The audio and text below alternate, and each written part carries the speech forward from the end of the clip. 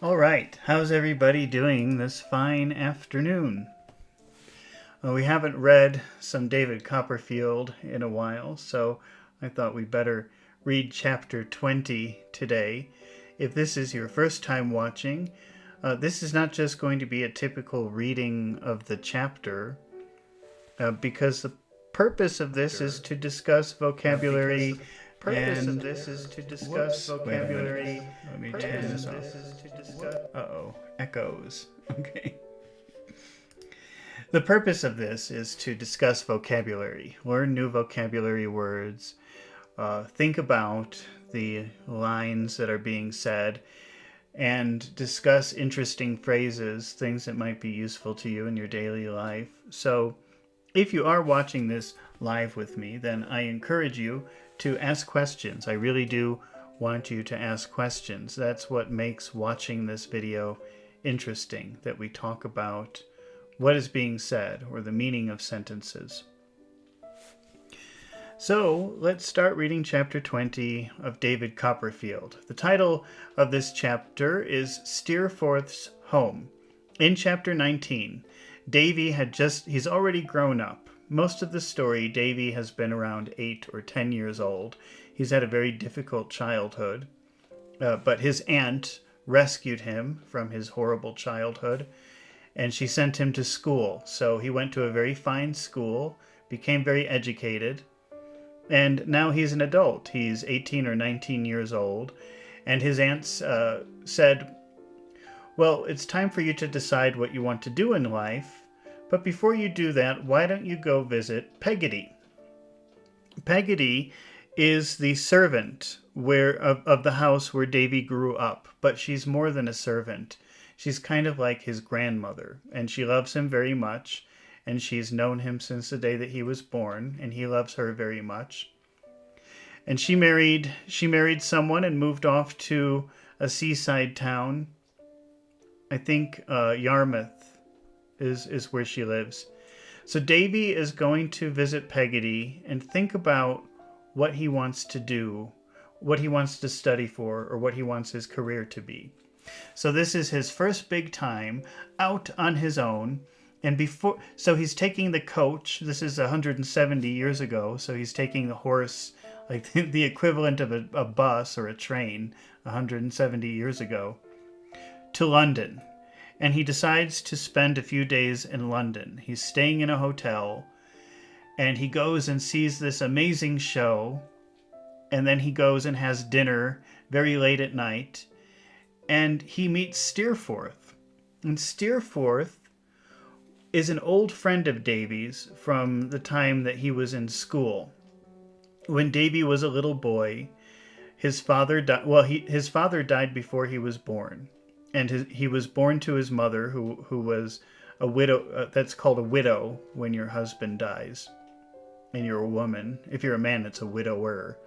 So she's a widow even before her son is born, because her husband died, and she's very young and scared. And Davy is born, and the mother remarries to a very bad man, and this bad man hates Davy. And the first thing that he does is send Davy away to school. And he sends him to the worst, most horrible school, where they always beat the children and take their money. And in this school, Davy met Steerforth. Steerforth was an older boy who protected Davy from all the other kids. And I don't know if they were exactly friends. They were friends, but Davy really admired Steerforth, kind of like an older brother or something, I guess. And when Davy's mother died, the stepfather stopped paying for school, and Davy had to leave the school. Even though it was a horrible school, Davy had to leave. So he never saw Steerforth again, and maybe Davy was 8 when that happened. Now Davy's an adult. He's 18 or 19. And he meets Steerforth by coincidence in this hotel one night. And Steerforth says, why don't you come to meet my mother? He invites him to his mother's home in London. And Davy says, oh yes, of course, I would love that. So that's where we are now. This is chapter 20, Steerforth's home. So this is the day that they go to meet Steerforth's mother in their home in London. Oh, we have Still Waters here. Hi, Still Waters. How are you doing? I saw Still Waters this morning. We were reading Brave New World, and now we're reading chapter 20 of David Copperfield by Charles Dickens. This is a much longer, bigger book than 1984 or Brave New World. But I love Charles Dickens, so I don't mind. Okay, well, let's start reading. When the chambermaid tapped at my door at 8 o'clock and informed me that my shaving water was outside, I felt severely the having no occasion for it, and blushed in my bed. Okay, so Davy is staying at this hotel. He's a big adult. He's very independent, and the maid knocks on his door to offer him the things he needs for shaving, but he doesn't need anything for shaving, so he's very embarrassed. The suspicion that she laughed, too, when she said it, preyed upon my mind all the time I was dressing, and gave me, I was conscious, a sneaking and guilty air when I passed her on the staircase as I was going down to breakfast. He thinks that the maid was making fun of him, laughing at him, so when she offered the tools for shaving, she already knew he didn't need it, and he felt like she was making a joke, and he felt very embarrassed passing her even later, like suspecting in his mind that she was making fun of him. Stillwater says it's Sunday, and my time is 6:20. I'm 4:20, so I'm 2 hours before you. And we didn't go out on the weekend. Thank you very much for the live. Oh, so well, good. I'm glad that you decided to spend your weekend here, listening to this story. I was so sensitively aware, indeed, of beginning younger than I could have wished, that for some time I could not make up my mind to pass her at all. So Davy was so embarrassed by this, he didn't even want to see the maid again. Under the ignoble circumstances of the case, but hearing her there with a broom, stood peeping out the window. You know, peeping is when you open the curtains and you look out like this. That's peeping. You know that little circle in the door where you look, somebody knocks on your door and you say, "Who is it?" And you look through that little hole. That's called a peephole. That's a peep. So peeping is like taking a little look. Let's look at that again. But hearing her there with a broom, stood peeping out the window at King Charles on horseback, surrounded by a maze of hackney coaches, and looking anything but regal in a drizzling rain and dark brown fog, until I was admonished by the waiter that the gentleman was waiting for me. That's a little bit complicated. Let's look at that again.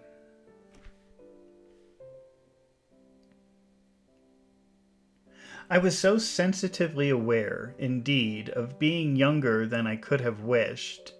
So Davy's very self-conscious. He feels very independent. He's 18 and all alone and in London by himself, but he can't even shave yet.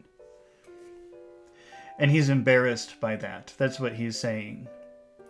Of being younger than I could have wished, that for some time I could not make up my mind to pass her at all. So he didn't want to see the maid.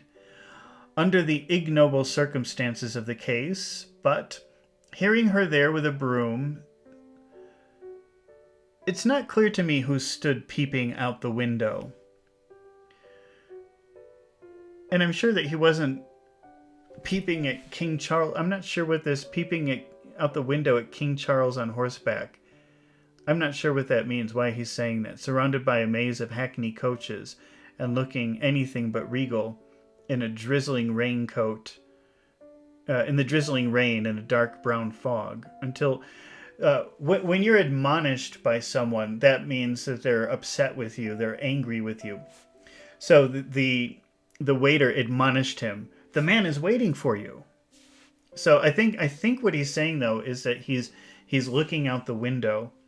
And I don't know if King Charles is the name of a street or a bridge.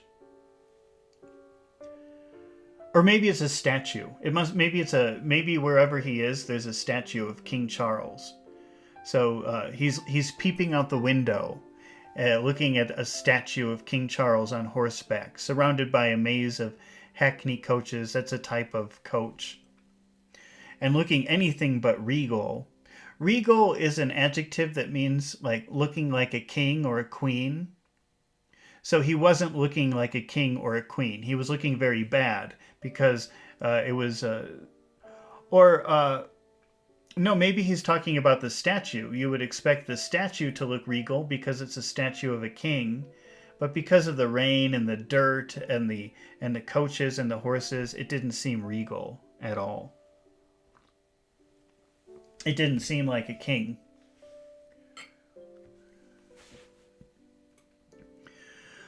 Stillwater says, if we describe someone as a peeping Tom, is it similar to voyeurism? Do you know the story of Peeping Tom, what that is, Stillwaters? There was a woman named Lady Godiva, and this is about, I think, 800 years ago, a very long time ago. Wait, let's see how long ago Lady Godiva was.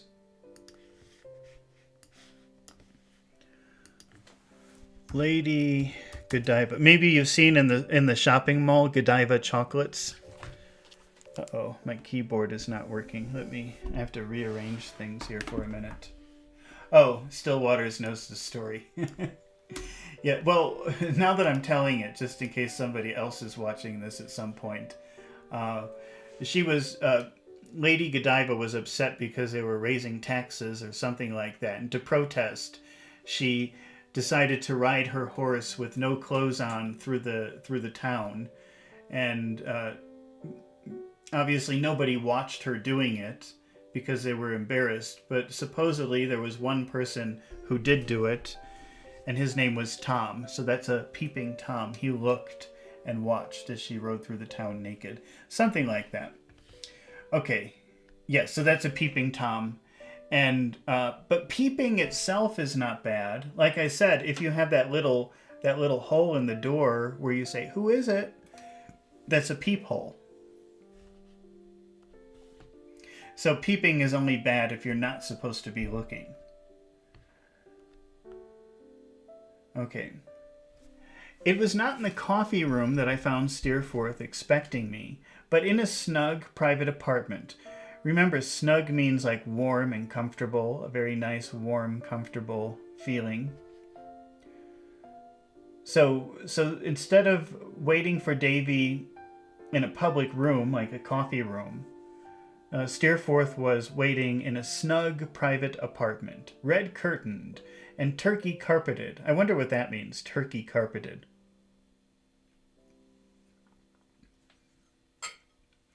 Where the fire burnt bright, and a fine hot breakfast was set forth on a table, covered with a clean cloth, and a cheerful miniature of the room. The fire, the breakfast, Steerforth, and all was shining in the little round mirror over the sideboard. The sideboard is a table it's like a little table that you put next to a dining table. And on the sideboard, you can put food or plates or silverware. So you can just take those things, the food and the plates, and put them on the table for eating.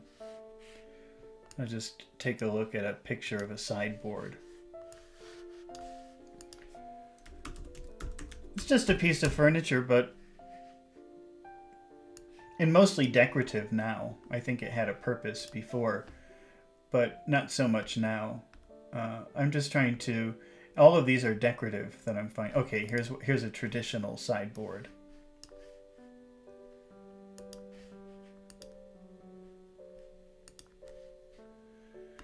So you usually have a table like that next to the dining table, and on that you can put food or plates or things so that when you're serving food, it's right there. That's a sideboard.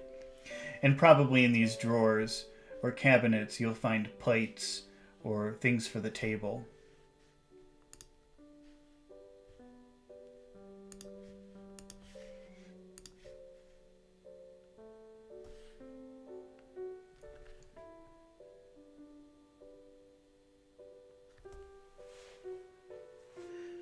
I was rather bashful at first. Bashful means shy.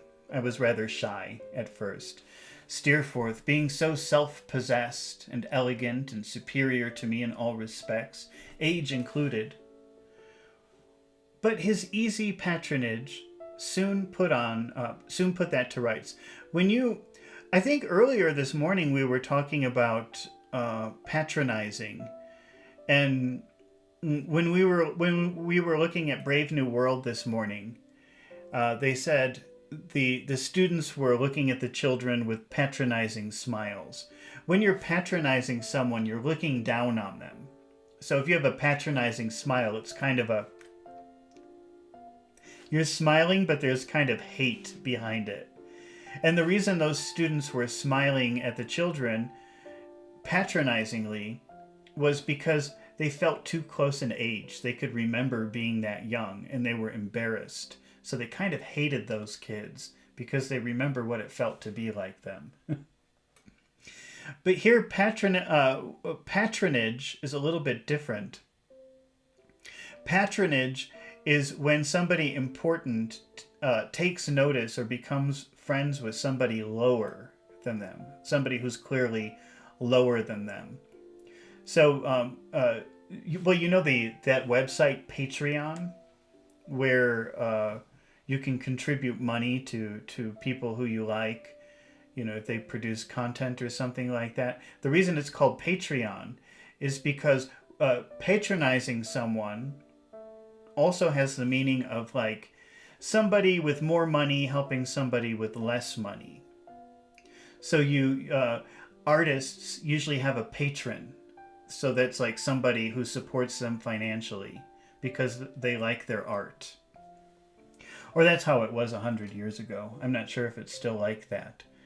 But, so that's what it means here when it says, Steerforth, let's see, but his easy patronage soon put that to rights. So Steerforth, even though he's obviously superior to Davy in every way, age, probably money, looks, clothes, but he was very kind to Davy, and it made Davy feel very comfortable. At first he felt uncomfortable, but then soon he felt more comfortable.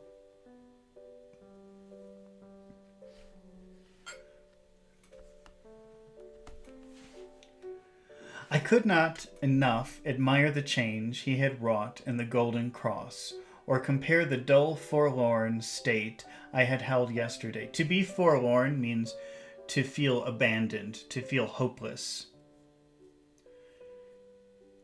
With this morning's comfort and this morning's entertainment, and to the waiter's familiarity, it was quenched as if it had never been. He attended on us, as I may say, in sackcloth and ashes. Now, Copperfield, said Steerforth, we were alone. I should like to hear what you're doing and where you're going and all about you. I feel as if you were my property.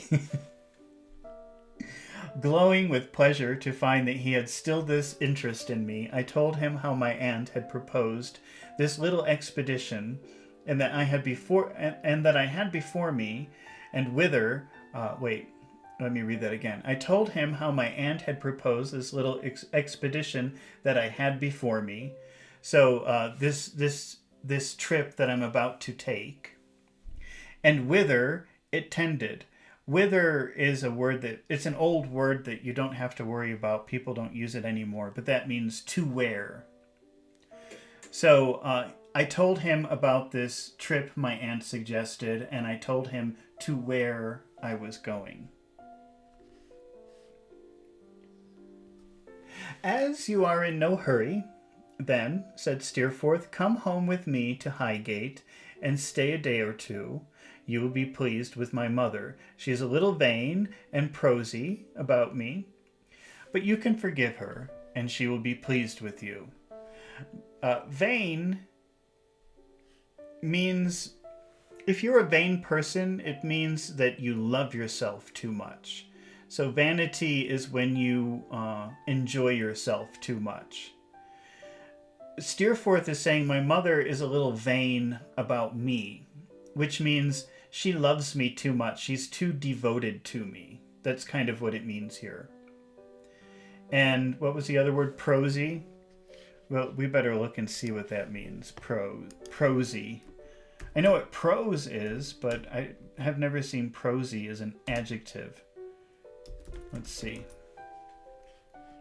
I don't think it's a word that you have to really worry about, but just so we understand the story better.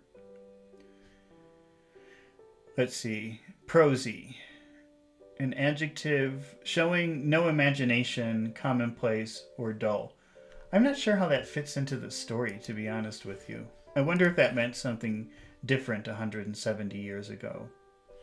A prosy person, lacking in qualities that seize the attention or strike the imagination. So maybe he's saying in a very polite way that she's boring and she loves him too much. She's too devoted to him.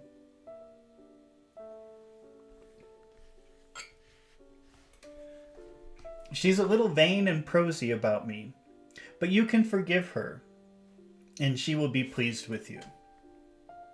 I should like to be sure of that, as you are kind enough to say you are. Well, that didn't make sense. I should like to be sure of that, as you are kind enough to say you are.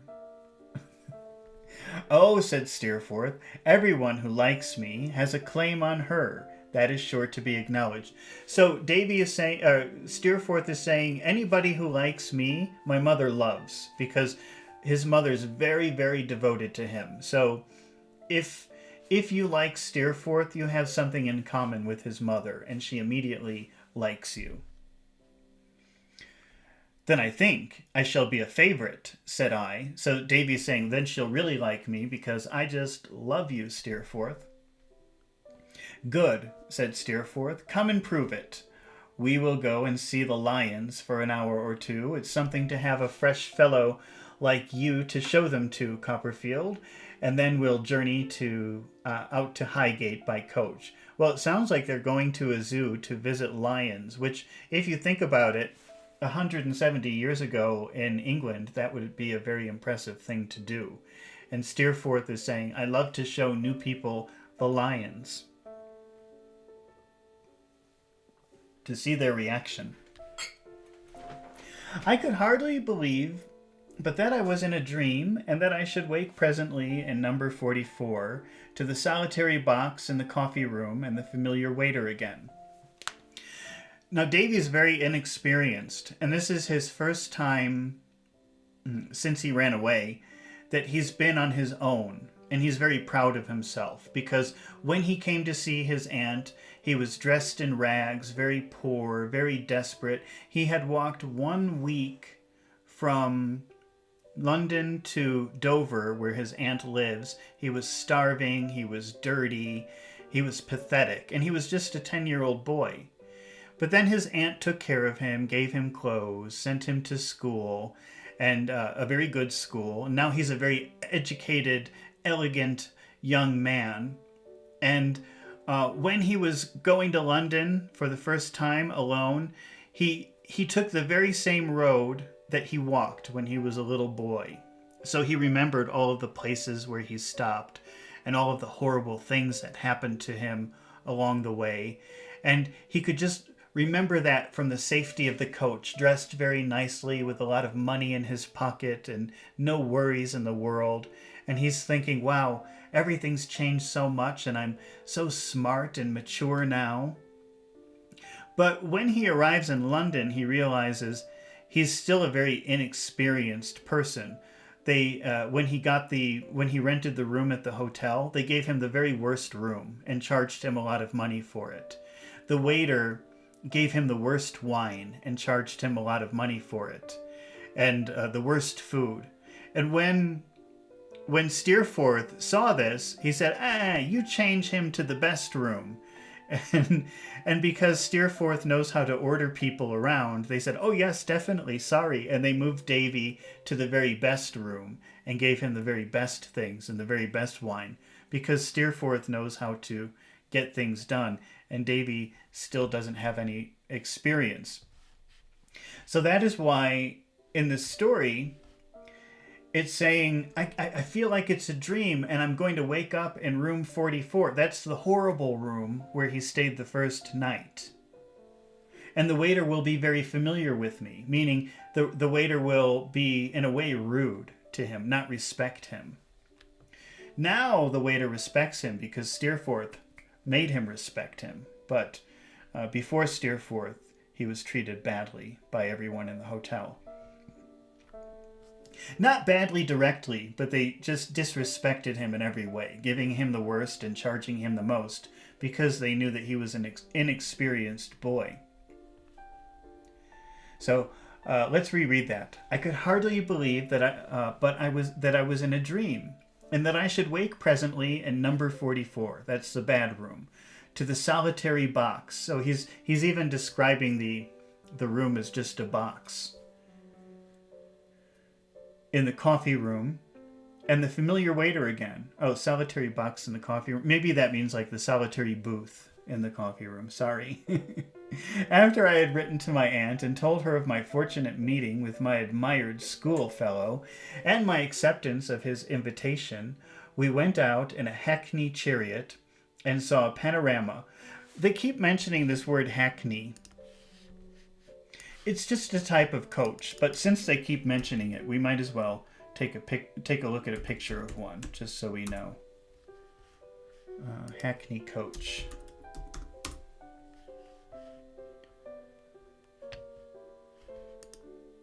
They show a lot of pictures of different things, but I believe that a hackney coach is something like this. I could be wrong. See, when you watch these old movies of London from 150 years ago or something, you always see these kind of small, like taxis.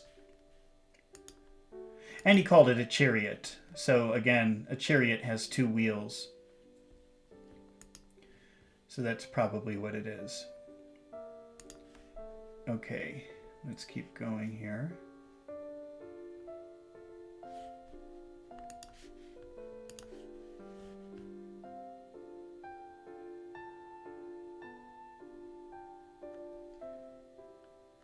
"And my acceptance of his invitation, we went out in a hackney chariot and saw a panorama and some other sights, and took a walk through the museum, where I could not help observing how much Steerforth knew on an infinite variety of subjects, and of how little account he seemed to make of his knowledge."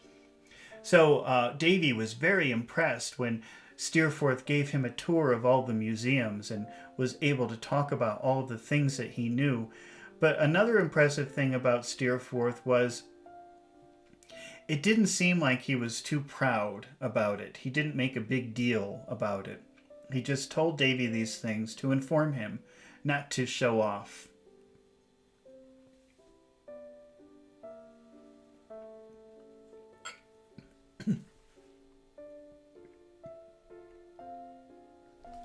"You'll take a high degree at college, Steerforth," said I, "if you have not done so already, and you will have a good reason to be proud, and they will have a good reason to be proud of you." "I take a degree?" cried Steerforth. "Not I, my Daisy." Will you mind my calling you Daisy? Daisy is a type of flower. Let me show you a picture of a daisy. It's white and yellow. It's white all around, and then it has a yellow center. These are daisies. So remember when they first met, Davy was just a little boy, and this is a daisy. Davy was just a little boy and very scared, and Steerforth was making fun of him, calling him Daisy, but then that became his nickname. So that was his nickname at school from Steerforth, was Daisy. But it's kind of an insult, really. So, "I take a degree?" cried Steerforth. "Not I, my dear Daisy. Will you mind my calling you Daisy? Not at all, said I. That's a good fellow, my dear Daisy, said Steerforth, laughing. I have not the least desire or intention to distinguish myself in that way. I have done quite sufficient for my purpose. I find that I am heavy company enough for myself as I am. So Davy is saying, wow, you know so much. You must get a very high degree and be a very respected person. What kind of degree will you study for in school? And Steerforth says, I'm not getting a degree.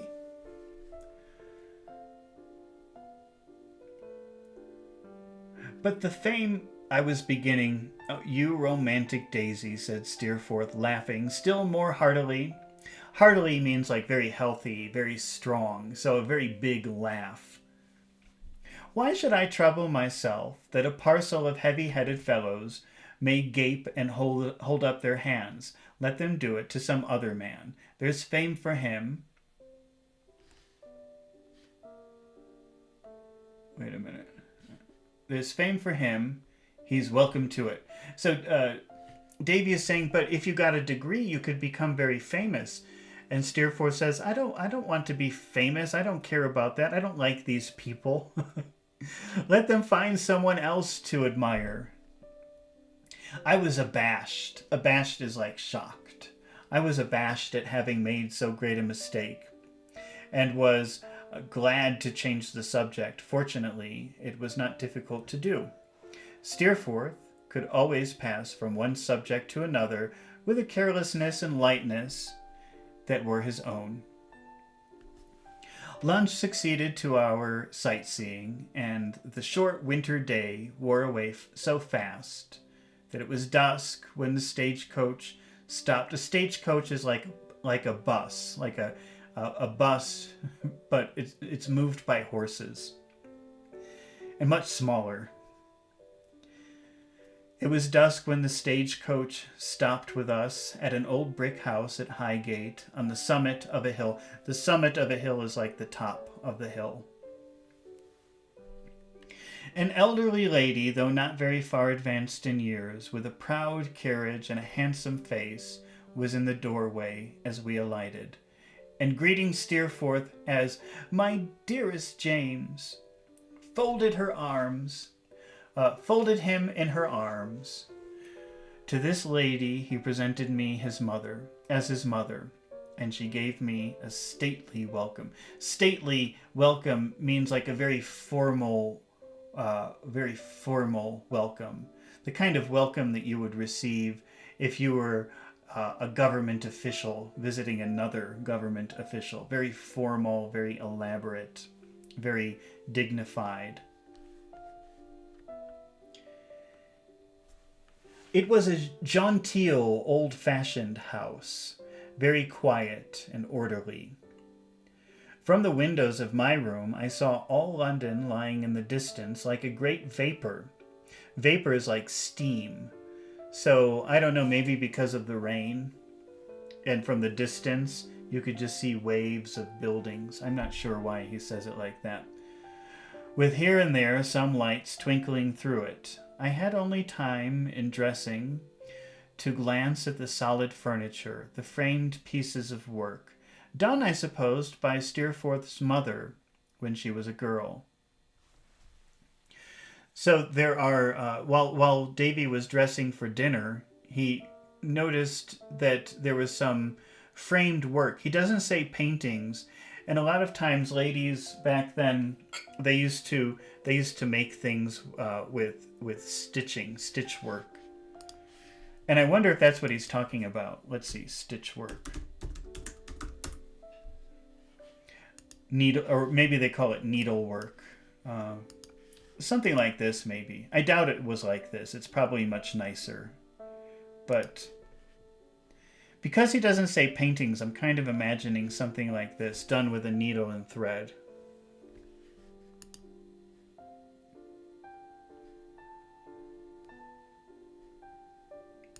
But it could have been paintings. Let's see. Maybe they'll say.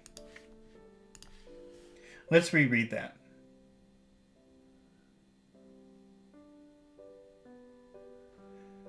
I had only time in dressing to glance. Glance is like a quick look at the solid furniture, the framed pieces of work, done, I supposed, by Steerforth's mother when she was a girl. So there's some kind of artwork on the walls that are framed, and he doesn't say painting, so I'm kind of imagining something like the picture that I showed you, but probably much nicer. And some pictures and crayons of ladies with powdered hair and bodices, coming and going on the walls as the newly kindled fire crackled and sputtered. Crackling is like the sound, if you've ever burned wood, you know, sometimes it pops, and that's crackling, that noise that it makes. When I was called to dinner, there was a second lady in the dining room, of a slight, short figure, dark, and not agreeable to look at. In polite language, and probably you wouldn't use it, you wouldn't talk like this now in modern times, but if you say that somebody doesn't look agreeable, that probably means that they're ugly. So it's a very nice way of saying ugly. She's not agreeable to look at. But with some appearance of good looks too, who attracted my attention, perhaps because I had not expected to see her, perhaps because I found myself sitting opposite to her, perhaps because of something really remarkable in her. She had a black hair and eager black eyes, and was thin and had a scar upon her lip. It was an old scar. Just in case you don't know what a scar is, let's take a look at a scar. I think we must have talked about this. Yeah, we were talking about this when we did 1984. Because I even remember this picture when I Google scar. It's like the first picture. This is a scar. So she had a scar, obviously an old scar on her lip. I wonder what happened to her.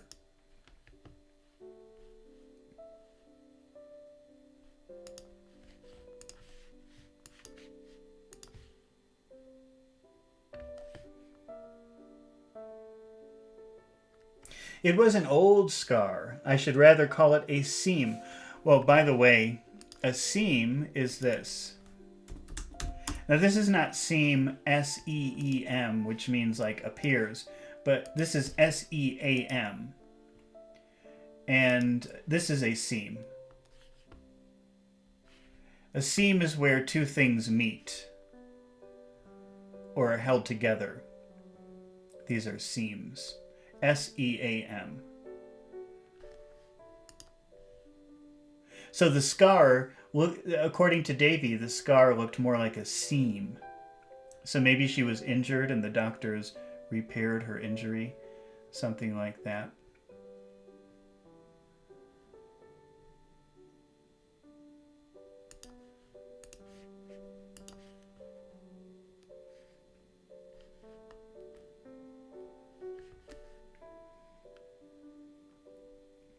I should rather call it a seam, for it was not discolored, and had healed years ago, which had once cut through her mouth, downward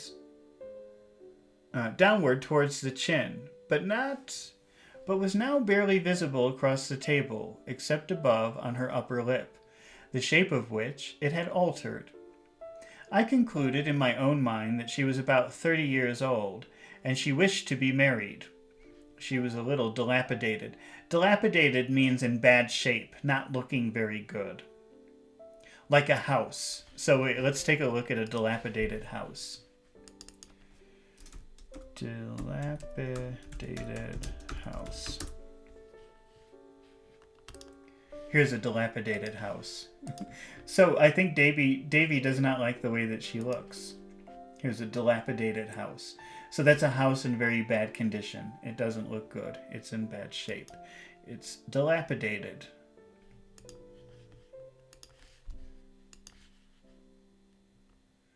Well, Davy says she looks dilapidated.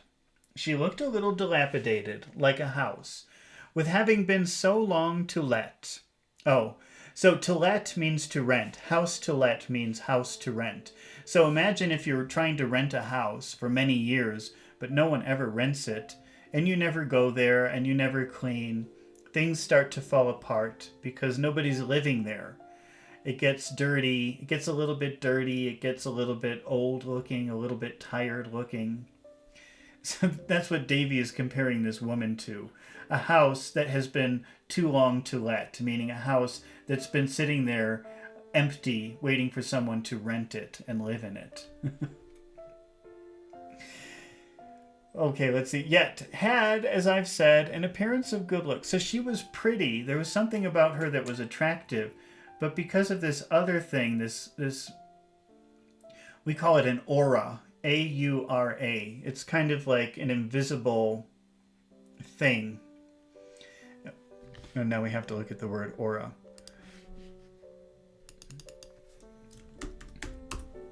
That's not in the book, but we'll just look at it anyway, because she has an aura, a dilapidated aura around her.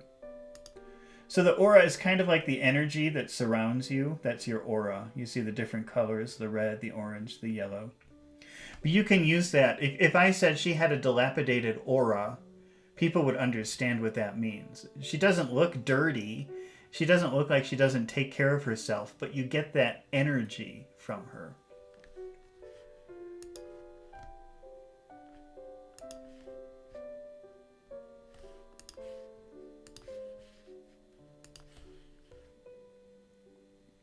So she's pretty, but she has a dilapidated aura. Let's say that. Okay, as I've said, an appearance of good looks. Her thinness seemed to be the effect of some wasting fire within her, which found a vent in her gaunt eyes. Oh, let's just take a look at the word gaunt for a minute.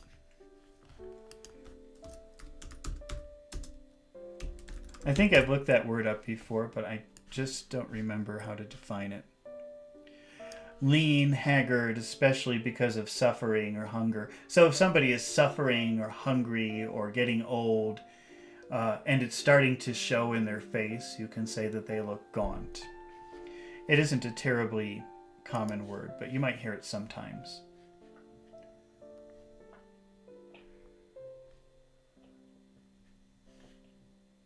She was introduced as Miss Dartle, and both Steerforth and his mother called her Rosa. I found that she lived there and had been for a long time, Mrs. Steerforth's companion. So a lot of times ladies with money sometimes used to pay someone to be with them as company, kind of like a paid friend. And that person would be treated very nicely usually, but they would also have duties, like they would have to read. They would like read the books. They would read out loud like I'm reading to you. Maybe if I were born 170 years ago, I could be someone's companion. But those were always women who did that. It's like women for women. I don't think men did that. And, you know, they would share secrets and things like that. But it was a job. They would get paid to do that. So Mrs. Rosa is Mrs. Steerforth's employee, but also kind of like a friend. It's like a weird gray area. It appeared to me that she never said anything she wanted to say outright, but hinted at it, and made a great deal more of it by this practice. For example, when Mrs. Steerforth observed more in jest than earnest. Jest means joking. So Mrs. Steerforth noticed something and she joked about it. She wasn't being serious. That she feared her son led but a wild life at college. So Mrs. Steerforth, they're having dinner, they're having a conversation, and Mrs. Steerforth says, "Oh, I think my son must be going wild at college, having a wild time." But she was joking. It was obvious that she was kidding. Let's see what how Miss Dartle said. Miss Dartle put it thus. That means Miss Dartle put in thus. That means Miss Dartle, this is what Miss Dartle said. "Oh, really? You know how ignorant I am, and that I only ask for information. But isn't it always so? I thought that kind of life was on all hands understood to be, It is education for a very grave profession, if you mean that, Rosa. Mrs. Steerforth answered with some coldness. Well, I'm not sure I understand what's going on here. Well, let's see. Oh, really? You know how ignorant I am, and that I only ask for information. But isn't it always so? I thought that kind of life was on all hands understood to be... So maybe Rosa isn't sure if she's joking or not, and she just wants the truth. Oh, really? You know how ignorant I am. That means, like, I don't know very much. It doesn't mean stupid. Sometimes it's used that way. But you know how uneducated I am. I don't know very much about the world, is what she's saying. And that I only ask for information. So she's saying no jokes. I don't want jokes. I just want you to tell me what's really happening because I don't understand. But isn't it always so? I thought that kind of life was on all hands understood to be... I guess she was about to say something offensive. And then the mother says, eh?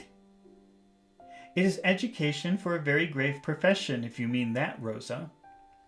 Mrs. Steerforth answered with some coldness. So that annoyed Mrs. Steerforth, but honestly, I'm not really sure what's happening in that conversation. Oh, yes, that's very true, returned Miss Dartle. But isn't it, though? I want to put it right. I want to be put right. To be put right means correct me. I want you to correct me if I'm wrong. Isn't it? Isn't it really? Really what? Said Mrs. Steerforth.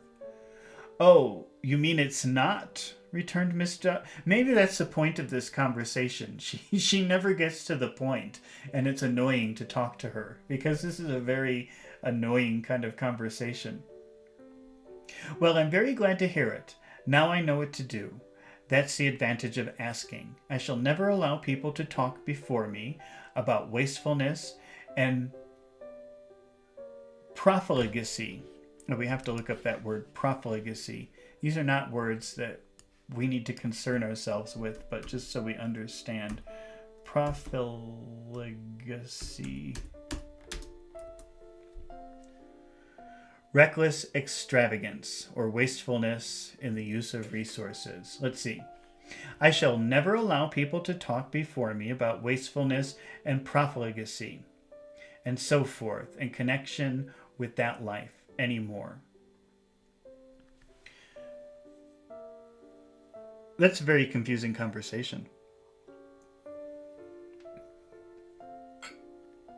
And you will be right, said Miss Steerforth. My son's tutor is as conscientious a gentleman, and if I had not implicit resilience on my son, I should have reliance on him. Let me read that again. And if I had not implicit reliance on my son, I should have reliance on him.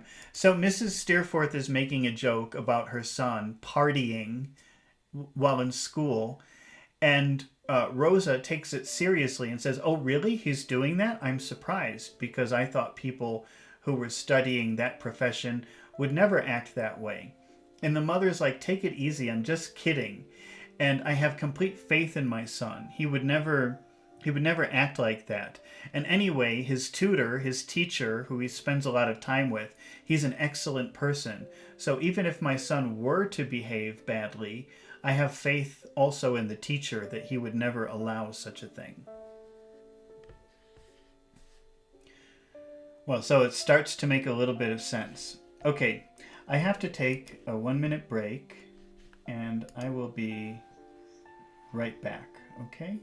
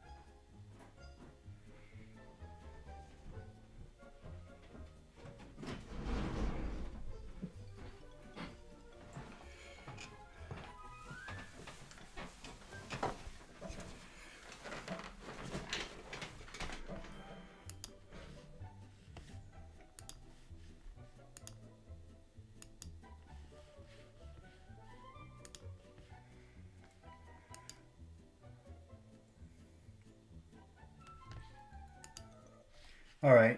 Thank you for waiting. Sorry about that. Okay, let's get back to the story now.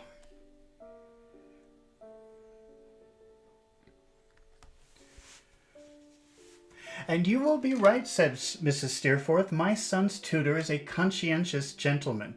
Conscientious means to always be thinking about doing things correctly. So if you're a conscientious worker, you're always concerned with doing the best job. If you're a conscientious gentleman, you're always concerned about being a perfect gentleman in every way. That's a good word to know, actually, conscientious. I think I better put this here. Add that to my list of things to make a video about later. Conscientious. Let's see.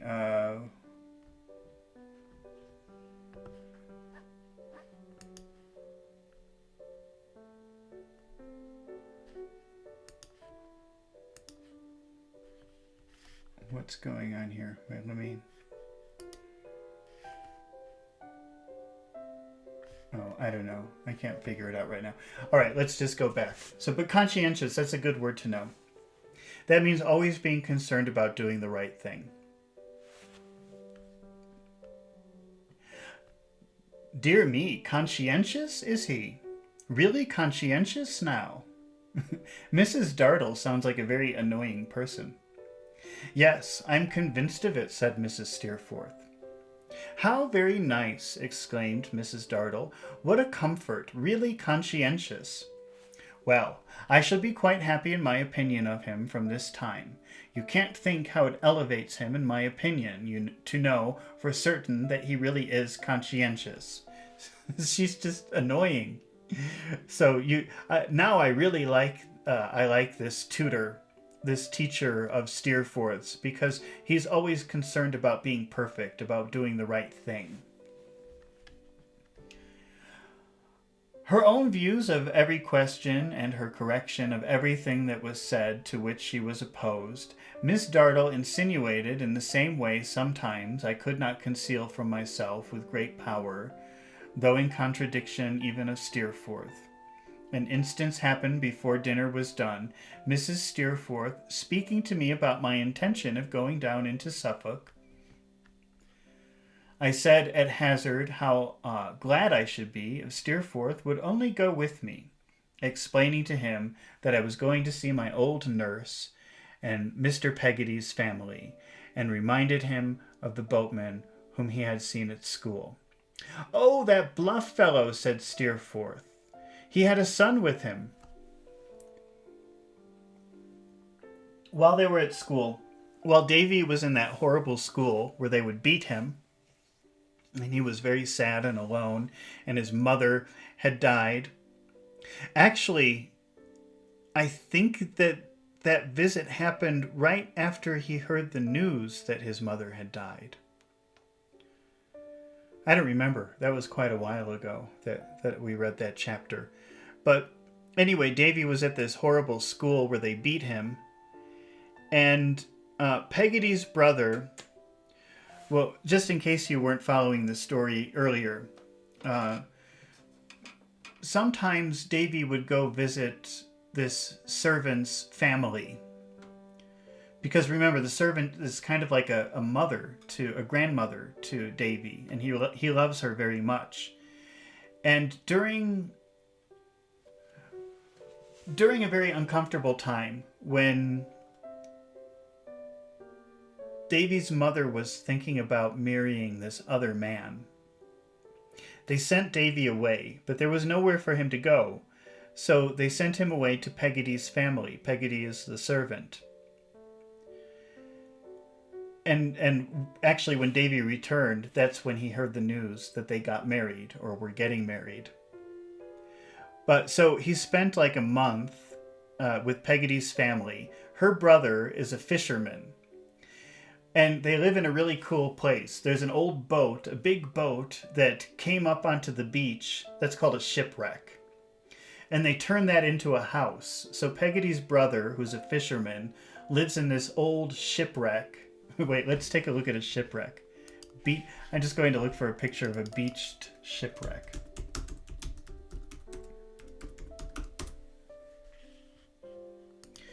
So you can imagine that they live in something like this, which I think is pretty cool, actually. I think I would like to live in a place like that.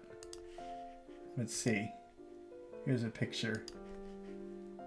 So the shipwreck is when a ship comes up to the beach and you can't move it, and they turn that into a house, and so they live in this boat on the beach. Peggotty's brother and some other people. Why am I talking about this? I forgot the point. Let's see. What was the context? Oh, so Davy is going back to see Peggotty. She doesn't live in the ship. She lives with her husband in a home in Yarmouth, in a house. But he spent a lot of time with Peggotty's brother and her family, her brother and family in that shipwreck. And he loved that time. That was a very wonderful time for him. Also, considering when he returned, he learned that his mother was remarrying to this horrible man. So it was like the end of his childhood. And he fell in love with this little girl there, Emily. And so they became very good friends, Davy and Peggotty's brother. And one time, Peggotty's brother was near the school where Davy was going, and he decided to come and pay Davy a visit. And so that's what they're referring to here, just to catch you up in the story. Maybe that's too much information, but it's good to know if you haven't seen the beginning of the story. Go watch their videos. Every chapter has a video, a pretty long video. So bluff, I think that means like big or fat. Peggotty's brother is very big. But let's see. I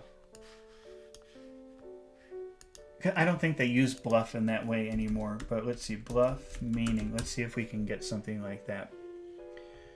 Yeah, the only definition... Oh, let's see. More definitions.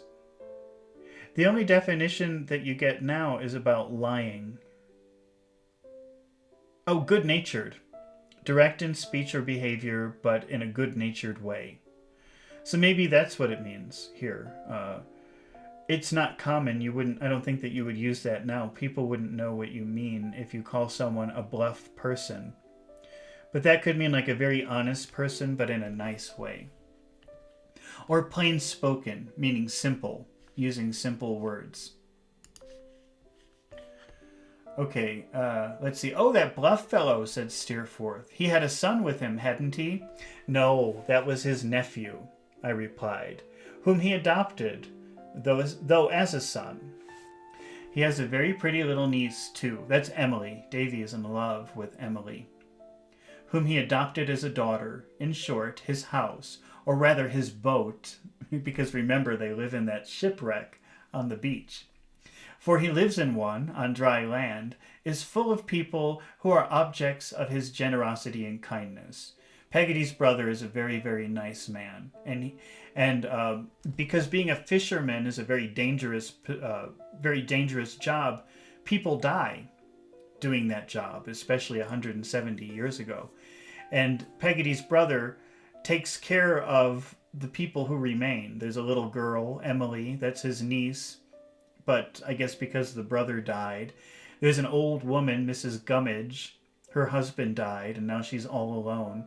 But Peggotty's brother takes care of them.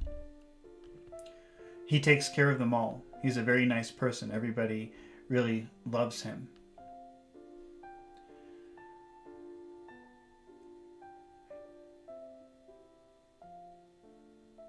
You would be delighted to see the household.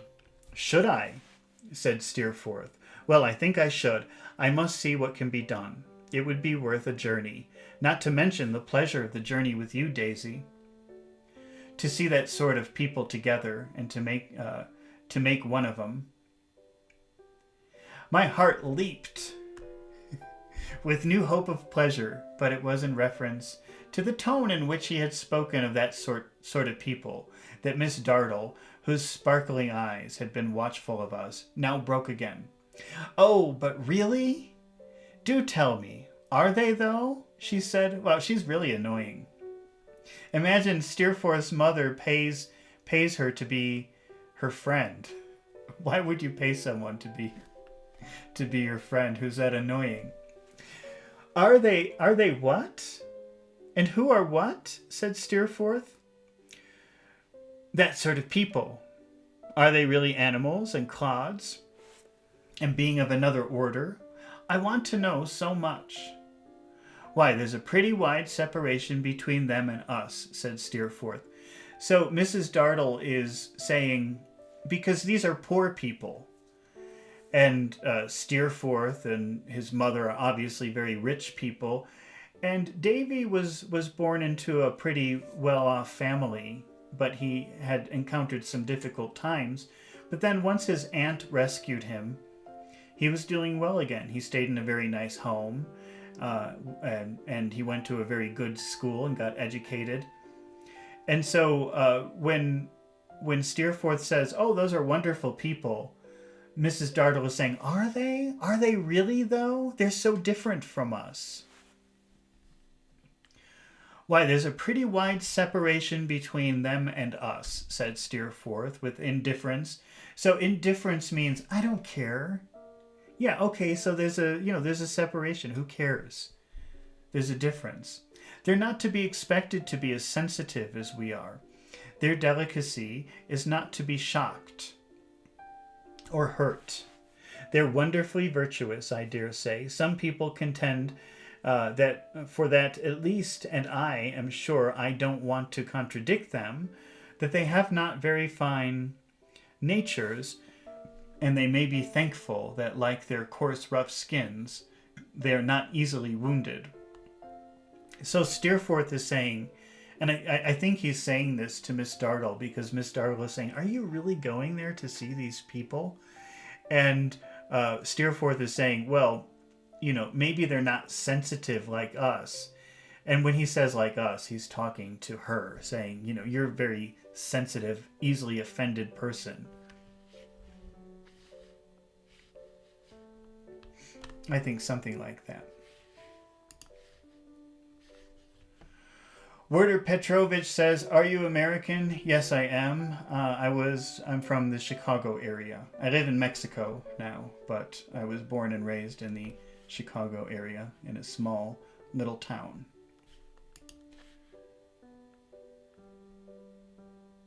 "Really," said Miss Dartle. "Well, I don't know now when I have been better pleased than to hear that. It's so consoling." This whole conversation, I think, is dripping with sarcasm. Like, people are saying things, but they're kind of saying the opposite when they say it. So now Miss Dartle is saying, "Oh, now that you explained it to me, I feel so much better." But I think she doesn't really mean that.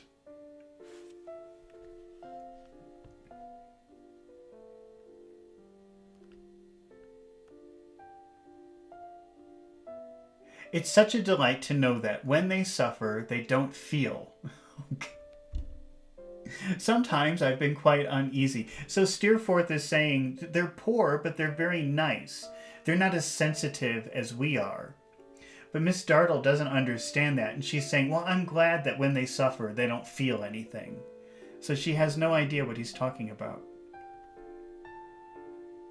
Sometimes I've been quite uneasy for that sort of people, but now I shall just dismiss the idea of them altogether. Live and learn. I have my doubts, I confess, but now they're cleared up. I don't know, and now I do know, and that shows the advantage of asking, don't it? I believe that Steerforth had said what he'd said in jest, or to draw Miss Dartle out. You see, that's what Davy's saying. Like Steerforth said, they're not as sensitive as we are. Really what he's doing is kind of making fun of Miss Dartle. They're not sensitive like you. They're not easily offended like you. And that's what Davy is saying here. I believe that Steerforth had said what he had said in jest. Jest means kidding or joking. So Steerforth had said that jokingly, or to draw Miss Dartle out, to make Miss Dartle angry. And I expected him to say as much when she was gone. So Davy was expecting that if Miss Dartle left the room, he would say, "Did you hear all of that?" You know, making a joke about how ridiculous the conversation was.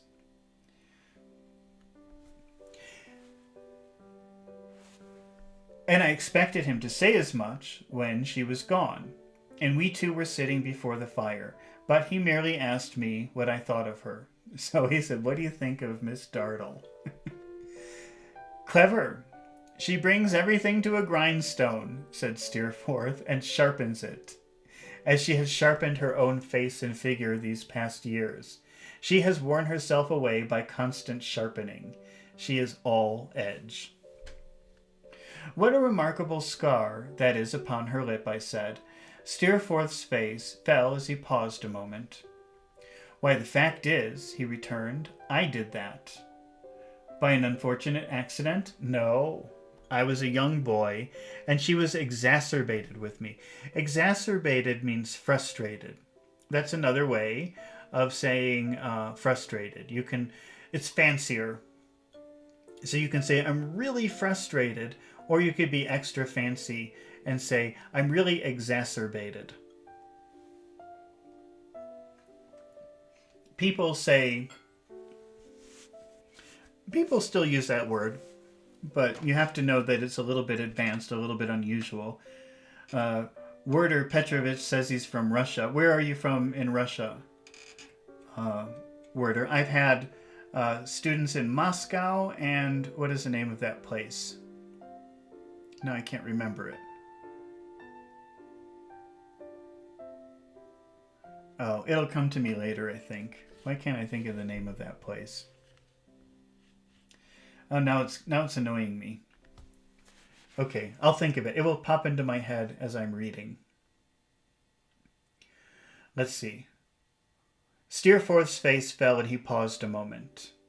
So they're talking about the scar on her lip, and Steerforth said, "I did that by accident," Davy said. And he said, "No, she was really exacerbated with me. She was very frustrated with me, angry with me."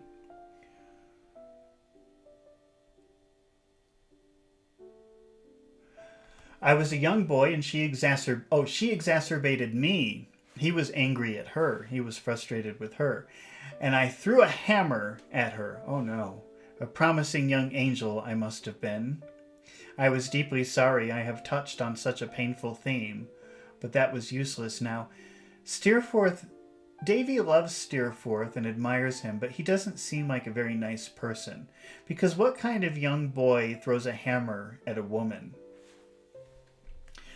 I think, earlier I already know this story very well because I love Charles Dickens. So,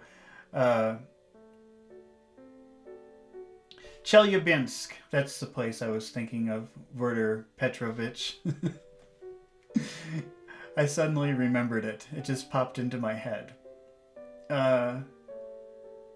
So I already know this story. We talked about the idea of foreshadowing in another story, I think in 1984. Foreshadowing is when the author gives like a hint of what is going to come later.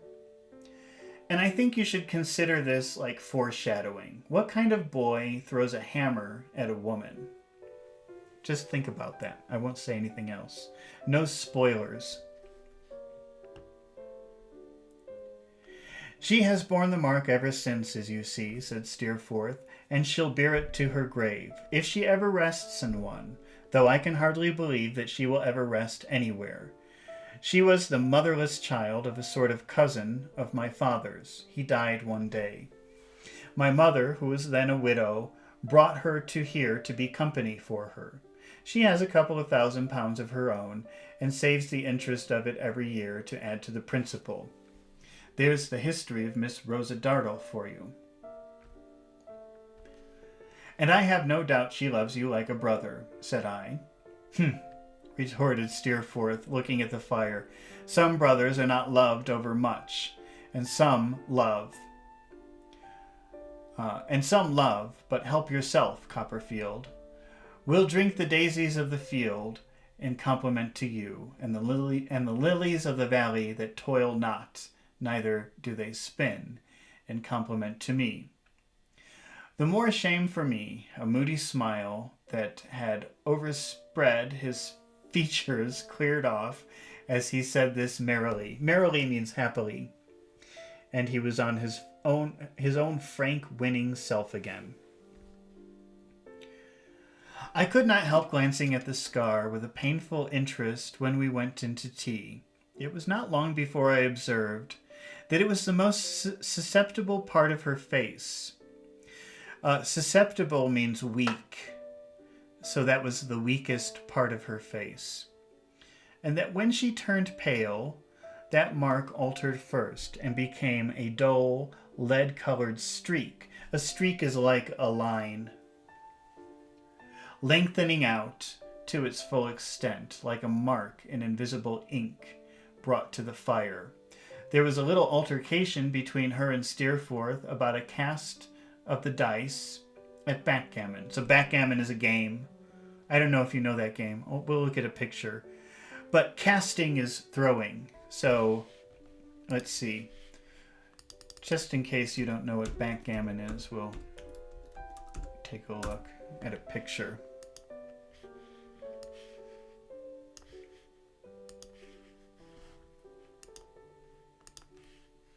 Backgammon. And just in case you don't know what dice are, I thought I saw some dice here. Dice are these things, the things with the numbers on, and you throw them. But they're using the word cast, which also means throw.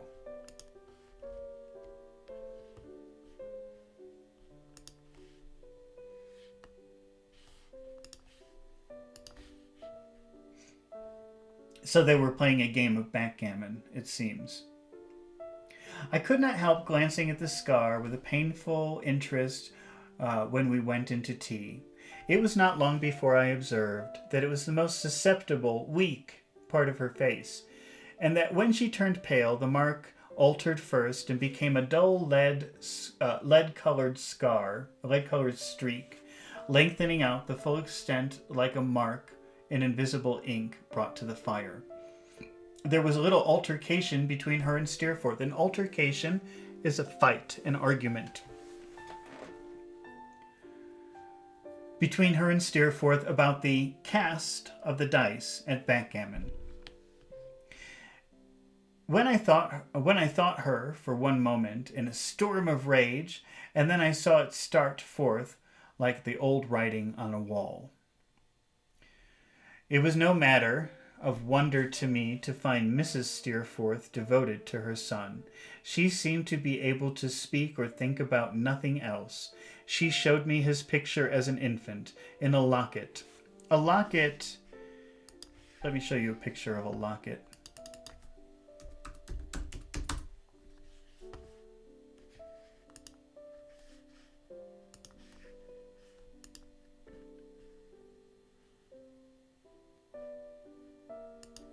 Here's a locket. Well, this is obviously a modern locket. So probably because it's probably like 1850 or 1840, and Steerforth must be like 24. So he must have been born around 1820, 25, something like that. So obviously these are not photographs, but when he was born, they drew a picture of him as a baby and then put it in the locket, and his mother would wear that around her neck.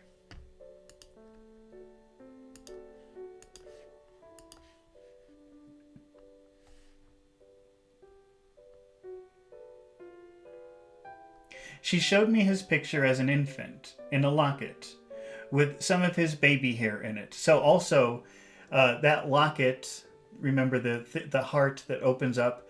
So there was a picture of him as a baby, but also she took some of his hair when he was a baby and also put that in the locket. She showed me his picture as had been when I first knew him, and she wore at her breast his picture as he was now. So that was one locket, but now she wears another locket where it shows him as an adult. She really loves him. All the letters he had ever written to her she kept in a cabinet near her own chair by the fire, and she would read me some of them, and I should have been very glad to hear them too, if he had not interposed and coaxed her out of the design. We were talking about coax earlier this morning when we were reading Brave New World, chapter 3. And coax is a verb which means like convince, but convince in a very gentle way. And so when you coax something, you're saying, come on, come over here, but you're doing it in a very gentle way. Imagine a little cat in the street, a poor, starving cat in the street. If you go to the cat very quickly, the cat will run away. So if you want the cat to come to you, you have to say, come here, little kitty, come here, come here, come here. Very slowly and very gently, you convince the cat to come to you. That is coaxing. So the mother, Davy was saying, the mother kept every single letter that Steerforth had ever written to him in a cabinet, and she wanted to read some of them. And Davy loved Steerforth, so he was like, yeah, okay, read the letters. I want to hear them too. And Steerforth coaxed her out of it. So he didn't say, no. He said, come on, let's not do that. He was very gentle and very slow in his convincing her not to do it.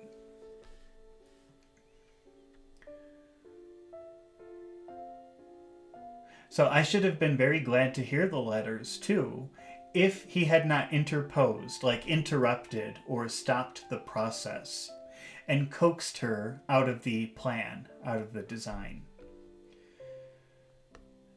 It was at Mr. Creakle's, my son tells me, that you first became acquainted. That's the school where they used to beat him, said Mrs. Steerforth. As she and I were talking at one table, while they played backgammon at another, indeed, I recollect his speaking at that time of a pupil younger than himself who had taken his fancy there. But your name, as you may suppose, has not lived in my memory. So the mother is like, yeah, I remember reading letters. He used to write me letters when he was in school about this little boy that he became friends with. I guess that's you, but I'm sorry, I can't remember your name. He was very generous and noble to me in those days, I assure you, ma'am, said I, and I stood in need of such a friend. I needed a friend like that. I should have been quite crushed without him. He is always very generous and noble, said Mrs. Steerforth proudly.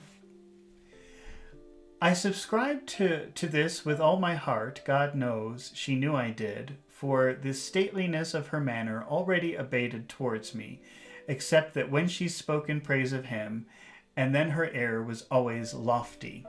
So that's a complicated paragraph, but Davy's saying, you know, I meant everything that I said about him, and she understood that. She knew that, and she that made her really like me a lot more. That's pretty much what he's saying here. It was not a fit school generally for my son, said she. Far from it. But there were particular circumstances to be considered at the time of more importance, even than that selection. My son's high spirit made it desirable that he should be placed with some man who felt its superiority, and would be content to bow himself before it, and we found such a man there. Oh, wow. So this was not a good school. Davy was sent to that school because his father-in-law, while his mother was alive, his father-in-law was forced to at least send him to some school. So he sent him to the worst, cheapest school. It was a horrible school where they used to abuse him and beat him. And the mother, Steerforth's mother, is saying, I know that wasn't a good school, but I had to find a school where they would understand how superior my son was and treat him like a superior person. So if the mother had spent the money to send him to a good school, the teachers would have treated him like a student. But she said, I needed a school where they would treat him like he was special, because he is special, and that is why I sent him there. How crazy. I knew that, knowing the fellow, and yet I did not despise him the more for it, but thought it redeeming quality in him if he could be allowed any grace for not resisting one so irresistible as Steerforth. So the mother's saying, I knew it was bad to send him there, but it was important for me that he would be treated as a superior. My son's great capacity was tempted on, there by a feeling of voluntary emulation and conscious pride. The fond lady went on to say, he would have risen against all constraint, but he found himself the monarch of the place, and he haughtily determined to be worthy of his station. It was like himself. So the mother is saying, because he was treated more superior by the teachers, by the owner of the school, by the students, that helped create the kind of person that I wanted in him. I echoed with all my heart and soul that it was like himself. So my son, of his own will, and on no compulsion to the course in which he can always, when it is his pleasure, outstrip every competitor, she pursued. My son informs me, Mr. Copperfield, that you are quite devoted to him, and that when you met yesterday you made yourself known to him with tears of joy. I should be an affected woman if I made any pretense of being surprised by my son's inspiring such emotions. So the mother is saying, my son told me about how you met by surprise the other night in the hotel, and how when you saw him you were so happy that you were crying. And I would be lying if I said I didn't understand why you were so happy to see him. So the mother really loves her son, and she's saying, I understand why you were crying and so happy to see him the other day. I completely get it. But I cannot be indifferent to anyone who is so sensible of his merit, and I am very glad to see you here, and can assure you that he feels an unusual friendship for you, and that you may rely on his protection. Miss Dartle played backgammon as eagerly as she did everything else. If I had seen her first at the board, I should have fancied that her figure had got thin, and her eyes got large over the pursuit, and no other in the world. But I'm very much mistaken if she missed a word of this, or lost a look of mine, as I received it with the utmost pleasure, and honoured by Mrs. Steerforth's confidence, felt older than I had done since I left Canterbury. So Mrs. Dartle is playing backgammon with Steerforth, and she looks very intense and interested, but she was listening to every single word of what was being said between Davy and Mrs. Steerforth. When the evening was pretty far spent, and a tray of glasses and decanters came in, Steerforth promised over the fire that he would seriously think of going down into the country with me. There was no hurry, he said. A week hence would do. His mother hospitably said the same. While we were talking here, more than once, called me Daisy, which brought Miss Dartle out again. So sometimes Steerforth calls Davy Daisy, which is, under normal circumstances, that would be pretty insulting. And so, of course, Miss Dartle is very curious about all of this. It gets her attention when Steerforth calls him Daisy. But really, Mr. Copperfield, she asked, is it a nickname? And why does he give it to you? Is it, because he thinks you're young and innocent? I'm so stupid in these things. I colored in replying that I believed it was. Oh, said Miss Dartle. Now I'm glad to know that. I ask for information, and I'm glad to know it. He thinks you young and innocent, so you're his friend. Well, that's quite delightful. She went to bed soon after, and Mrs. Steerforth retired too. Steerforth and I, after lingering for an hour. Lingering means staying somewhere and not doing anything, or staying somewhere when you should be going. So if you linger, it's kind of like it's already time to go, but you're not going. And that could be a bad thing or a good thing. It doesn't really matter. It depends on the context. Sometimes lingering is bad. Come on, go. Sometimes lingering is just because you're bored. You have nothing else to do. So you stay.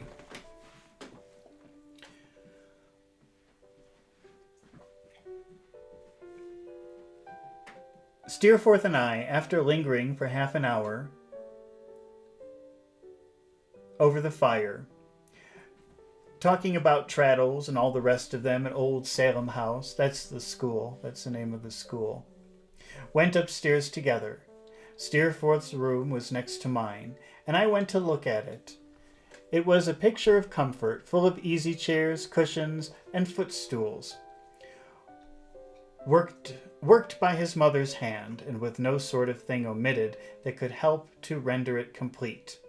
Finally, her handsome features looked down on her darling from a portrait on the wall, as if it were something to her likeness should watch him while he slept.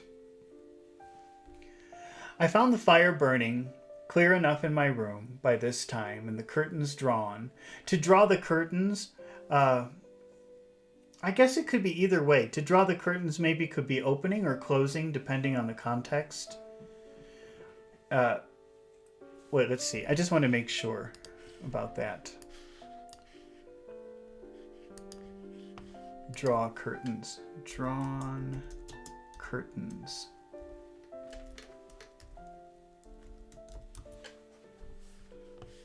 Meaning.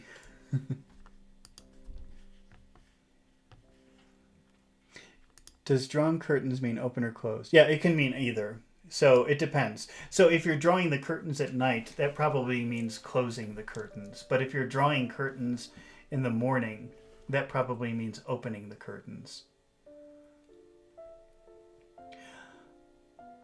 I found the fire burning clear enough in my room by this time, and the curtains drawn before the windows and round the bed, giving it a very snug appearance. Remember, that's a very common word, snug, which means warm and comfortable, a nice, warm, comfortable feeling.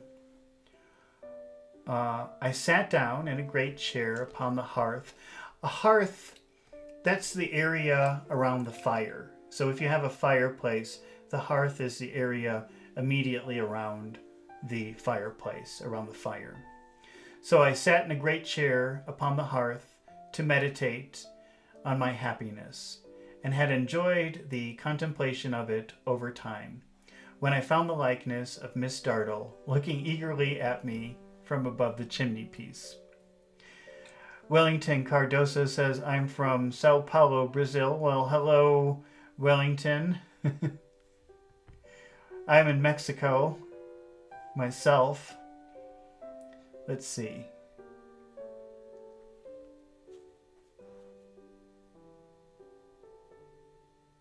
It was a startling likeness. So there's a portrait of Miss Dartle also in the room.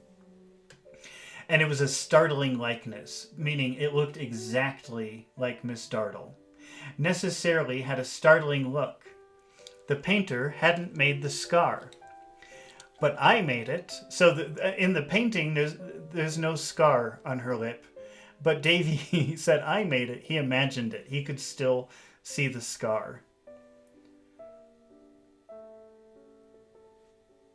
The painter hadn't made the scar, but I made it. And there it was, coming and going, now confined to the upper lip, as I had seen it at dinner, and now showing the whole extent of the wound inflicted by the hammer, as I had seen it when she was passionate. I wonder peevishly. Peeving means like getting a little bit annoyed, getting a little bit angry. When you're peeved, you're a little bit angry. You're a little bit annoyed. I wondered peevishly why they couldn't put her anywhere else instead of quartering her on me. So Davy's thinking, why does the painting of Miss Dartle have to be in my room? He's a little bit annoyed by that. That's why he's saying, I wondered peevishly why they couldn't put her anywhere instead of quartering her on me. Quarters are rooms. So quartering her on me means putting her in my room. To get rid of her, I undressed quickly, extinguished my light, and went to bed. Recuerdos del Pasado says, cute doggy, what is his name? This is Gizmo. I think he's getting bored because I'm reading too much, and he was saying, pay attention to me, so I picked him up. Let's see. I wondered peevishly, why couldn't they put her in anywhere else instead of quartering her on me? To get rid of her, I undressed quickly, extinguished my light, and went to bed, but I fell asleep. I could not forget that she was still there looking. Is it really, though? That's what she always says. I want to know. And when I awoke in the night, I found that I was uneasily asking all sorts of people in my dreams whether it really was or not, without knowing what I meant. Okay, well, that's the end of chapter 20, Steerforth's Home. And thank you, everybody who stayed and watched. I'm so glad that you stayed for the whole time and asked questions and said hello. And I hope that you come back when we read chapter 21, which is Little Emily. When Davy was a little boy, he fell in love with little Emily at Peggotty's brother's shipwreck house. So this chapter will be all about his little boyhood love. He hasn't seen her in, I think, 10 years, so it should be interesting to see what happens when they meet again. All right, everyone, thanks for sticking around, and I will see you next time with another chapter from David Copperfield by Charles Dickens.